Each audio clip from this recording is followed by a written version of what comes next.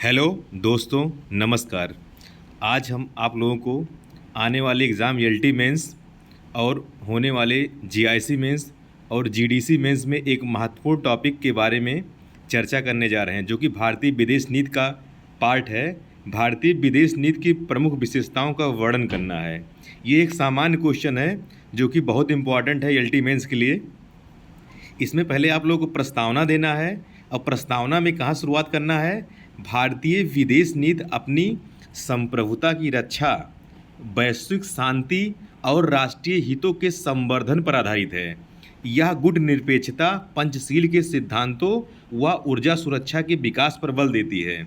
दोस्तों, आप लोगों को प्रस्तावना में आगे जो भी चीज़ मेन बॉडी में दिखाना रहेगा उसका पहले छोटा सा प्रारूप प्रस्तावना में दिखा दीजिए, जिससे एग्जामिनर यह समझ जाए कि आगे लड़का क्या लिखना चाहता है। अब आगे देखते हैं। अब यहाँ से आप लोग भारतीय विदेश नीति की प्रमुख विशेषताएं निम्नलिखित हैं। यहाँ आप लोग को बता देना चाहता हूँ मैं, प्रमुख विशेषताएं निम्न नहीं लिखना है, लेकिन बल्कि प्रमुख विशेषताएं निम्नलिखित ही लिखना है। नंबर 1 क्या है? गुटनिरपेक्षता।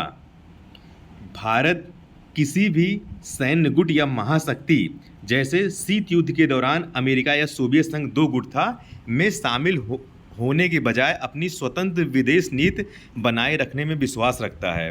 दूसरा है पंचशील के सिद्धांत। भारत की नीति 5 मुख्य सिद्धांतों पर अर्थात पंचशील के सिद्धांतों पर आधारित है। यह पंचशील का समझौता कब हुआ था? यह पंचशील का समझौता 1954 में हुआ था। 54 किसके किसके बीच? भारत और चाइना के बीच हुआ था। भारत और चाइना के बीच हुआ था। इस प्रकार आगे हम लोग देखते हैं पंचशील में क्या क्या है। देखिए, इसमें अनाक्रमण अहस्तक्षेप, अनाक्रमण अहस्तक्षेप, शांतिपूर्ण सह अस्तित्व, समानता और संप्रभुता का सम्मान करना है। ये हो गया। अब दोस्तों, हम आगे थर्ड पॉइंट क्या है? युद्ध के बजाय शांति पर भारतीय विदेश नीति बल देती है, क्योंकि युद्ध किसी भी समस्या का हल नहीं और शांति का कोई विकल्प नहीं की अवधारणा को भारत सर्वोपरि रखता है। हालांकि दूसरी तरफ भारत के यदि संप्रभुता पर हमला होगा तो भारत जोरदार जवाब देने के लिए भी तैयार रहता है। जैसे 26/11 का भारत ने बदला लिया। अनंतनाग का बदला भारत ने एयर स्ट्राइक व ऑपरेशन सिंदूर से लिया। यहाँ पर मित्रों, मैं आप लोगों को बताना चाहता हूँ कि जहाँ तक हो सके आपको विशेषताओं में या किसी भी पॉइंट को लिखने के बाद उदाहरण जरूर दीजिए। उससे जो है आपके उत्तर की विश्वसनीयता और बढ़ जाती है। नंबर 4 हम लोग आए हैं, साम्राज्यवाद व उपनिवेशवाद का भारतीय विदेश नीति हमेशा विरोध करती है।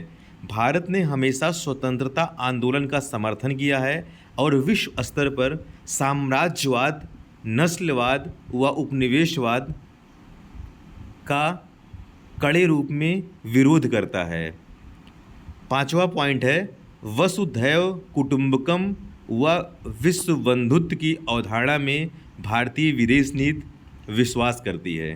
भारत अपनी सांस्कृतिक विरासत, योग, आयुर्वेद और मानवीय सहायता के जरिए वैश्विक मंच पर अग्रणी देश की भूमिका निभा रहा है।